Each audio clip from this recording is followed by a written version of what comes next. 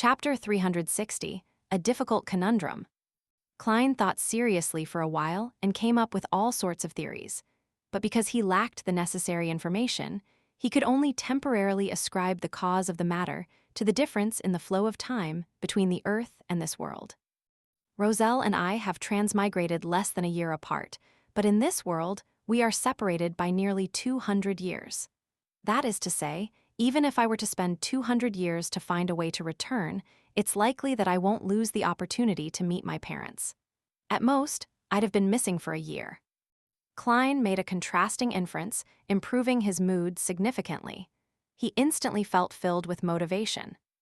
Of course, he himself knew very well that this reasoning was not rigorous, because this was determined by one precondition, and it was currently impossible to confirm it.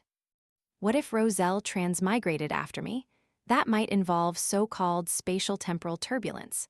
When the time comes, there is no guarantee that I'll return to the proper time node. Klein poured cold water on his burgeoning mood. Roselle's first diary entry was the product of having held back for a long time. Therefore, it took up more than 2 pages. Klein flipped to the end and read the remaining 2 lines. 25th February. What a boring world. There are no newspapers and so few novels. I think I need to help this culturally impoverished society, but the premise of this is that I have to get some money and recall how paper is made and how the print press is done. As a transmigrator, I can only live on the pocket money that my new dad and mom gave me. I can only occasionally see 1 or 2 shiny Fermo gold. What a tragic story. However, hunting is quite interesting. 28th February. This world might be a little different from what I know it to be. I got lost while hunting in the woods today. As a result, I saw an unimaginably intense battle.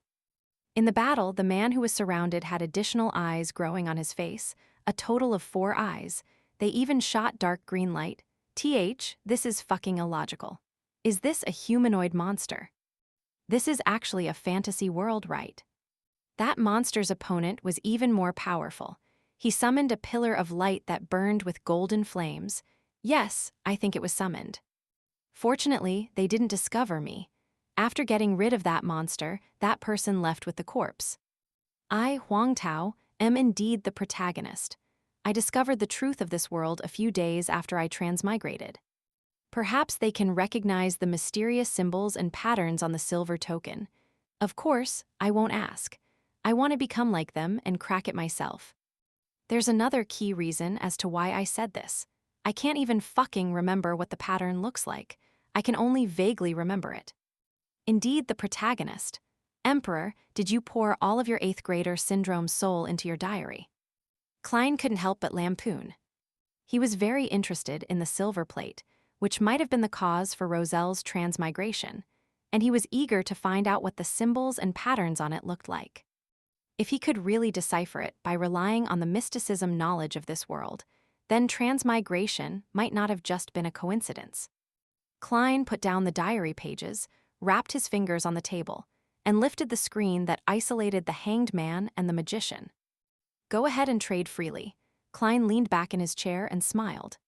Forrest took a deep breath and said, I would like to purchase the stomach pouch of a spirit eater and 20 ml of blood from a deep-sea marlin. It will be paid for in gold pounds. I still have 430 pounds. I can afford one. She silently encouraged herself.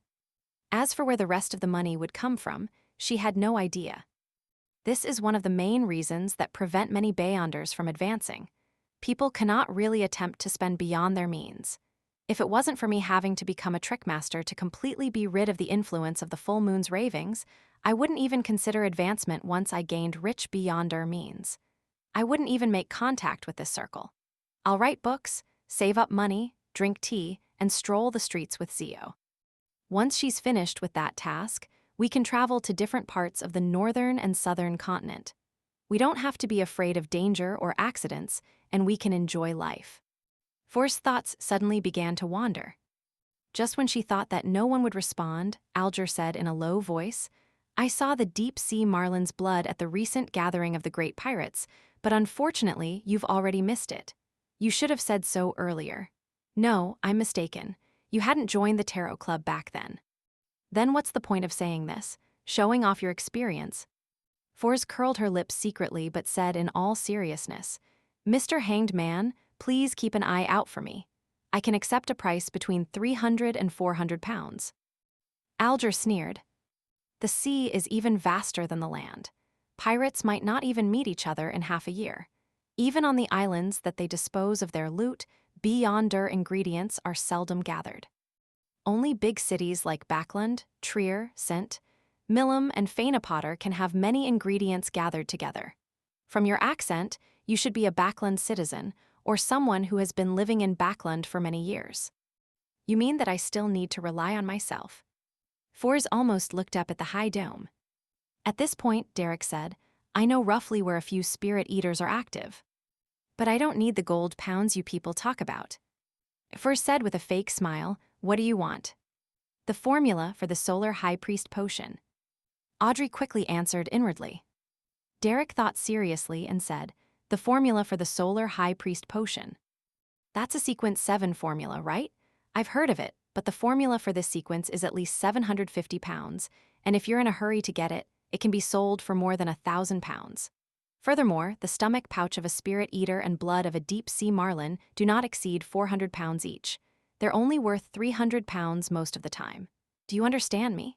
Fors tried to make it clear to the son that this was not an equivalent transaction.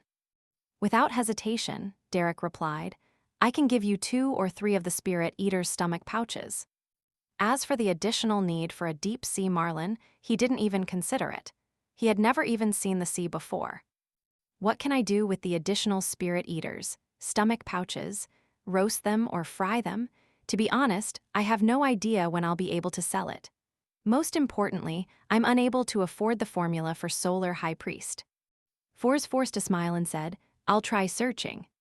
She thought of the masked eternal blazing sun believer at Mr. A's gathering who was good at purification. She thought of the band of Light Ring, and she believed that she could get a clue to the potion formula of Solar High Priest. But I don't have enough money. Fors thought for a moment, touched her face, looked around, and then asked with great sincerity, Everyone, do you have any good ways of earning money? As soon as she finished her sentence, she realized that everyone had fallen into silence. Silence could be described by the soundless palace and the quiet gray fog. From the looks of it, everyone faces this conundrum. As for Mr. Fool, he doesn't need money. Fors wisely shut her mouth. Isn't the best way to make money be from owning farms, mines, plantations, factories, stocks, etc.? Oh, you can also go through the kingdom's bounty notices and complete them in accordance with the price and the period of time at a bearable level. Audrey knew that she didn't have any real experience in making money, so she could only respond with a few words in her heart as if she was joking. Might I interest you in bicycle projects? Klein resisted the urge to manipulate the words of the world, which would expose his true identity. After waiting for a few seconds, he maintained an unfathomable posture, making the world gloomily and hoarsely say, Help me keep a lookout for the 1,000-faced hunter's mutated pituitary gland and blood, as well as a human-skinned, shadow's characteristic, and a deep-sea naga's hair. Although Klein only had 589 gold pounds left, he now had the beyonder characteristic of a werewolf and the biological poison bottle. Furthermore, he was considering to find an opportunity to turn the former into a mystical item and then sell one of them. In that case, that's more than enough to match the cost of sequence 6 beyonder ingredient. Therefore, he planned to have the members of the Tarot Club help him pay attention in advance so that he wouldn't miss them. All right, the son Derek answered first, but he made no promises. Compared to a spirit eater, human-skinned shadows and 1,000-faced hunters aren't monsters that are easy to encounter. 1,000-faced hunter, I think I've seen a fossil of it. Just as thought as she replied, Yes, I'll confirm that after I return. That fossil was in Duke Negan's treasury. If it's already a fossil, its beyonder characteristic has probably long been taken away. Klein manipulated the world and nodded noncommittally. After a moment of silence, Alger said, Help me keep an eye out on a person who was involved in the disappearance of the colonial slaves that was mentioned before. He calls himself Balin. a man with reddish-brown skin and has the clear characteristics of a Southerner, but someone has overheard him speak in a Backland accent. The third tooth on his left is missing, but it could very well have been replaced. In addition, there's nothing special about him, and his height is also quite average. If you can find traces of him, there will be no problem with the reward at all, with it being at least 100 pounds or something of equal value. Even divination can't be completed with such a description, let alone carrying out a search for the person in the real world. Klein looked around and said, "Continue with your free exchange." At the end of the tarot gathering, Derek returned to the real world and found himself in the dark, cramped room. He sat on the ground cautiously for a few seconds, but he didn't discover any unusual changes. He was finally able to let out a sigh of relief. Remembering that Mr. Hanged Man had advised him to talk more with the former exploratory team's captain, Derek walked over to the corresponding metal wall, bent his fingers, and tapped on it. Tag, tag.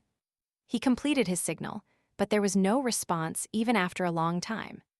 Did he fall asleep, or was he taken to the 6-member council? Derek wondered while looking at the dull metal wall. At this moment, an elderly and fleeting voice came from the bed behind him. "Are you looking for me?"